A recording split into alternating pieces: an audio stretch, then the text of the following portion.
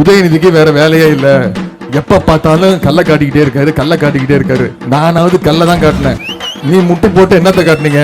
யார பார்த்தாலும் படுத்துறது, மோடியை பார்த்தா படுத்துறது தரையில, அமித்ஷாவை பார்த்தா குப்புறப்படுத்துறது, சசிகலாமா பார்த்தா தவழ்ந்து போறது. அவர் சொல்றாரு, இன்னைக்கு சொல்றாரு, ஆமா நான் தவழ்ந்து தான் போனேன், அதுல என்ன தப்பு இருக்கு? தவழ்ந்து போய் தான் நான் முதலமைச்சரான. உங்களுக்கு இதெல்லாம் சொல்றதுக்கு வெக்கமா இல்ல? நீங்க எல்லாம் ஒரு முதலமைச்சரா இருந்திருக்கீங்க தமிழ்நாட்டுக்கு, நான் தவழ்ந்து போய் தான் முதலமைச்சரானு சொன்னேன். இந்தியாவிலேயே இல்ல உலகத்திலேயே ஒரு கேவலமான முன்னாள் முதலமைச்சர்னா அது இந்த பாதம் தாங்கி பழனிசாமி தான். அவரு என்ன சொல்றாரு, உதயநிதி பேசுறதையே பேசிக்கிட்டு இருக்காரு. பின்ன நான் உங்களை மாதிரி பச்சோந்தி மாதிரி மாத்தி மாத்தியா பேச முடியும்? நான் பேசுறதை தான் பேசுவேன், நான் சமூக நீதி வேணும்னு தான் பேசுவேன், எங்களுக்கு நீட் தேர்வு வேணான்னு தான் நான் பேசுவேன், எங்களுக்கு எய்ம்ஸ் மருத்துவமனை வேணும்னு தான் பேசுவேன், எங்களுக்கு சிஏஏ சட்டம் வேணான்னு தான் நான் பேசுவேன். உங்களை மாதிரி ஆளுக்கு தகுந்த மாதிரி மாத்தி மாத்தி பேச நான் ஒண்ணு பச்சோந்தி கிடையாது. நான் கலைஞர் பேரன்.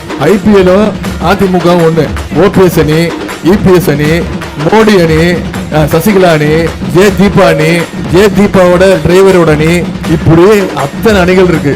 அதாவது எந்த கட்சிக்காரனுக்கும் அதிமுக காரனோட நிலைமை வந்துடவே கூடாதுங்க.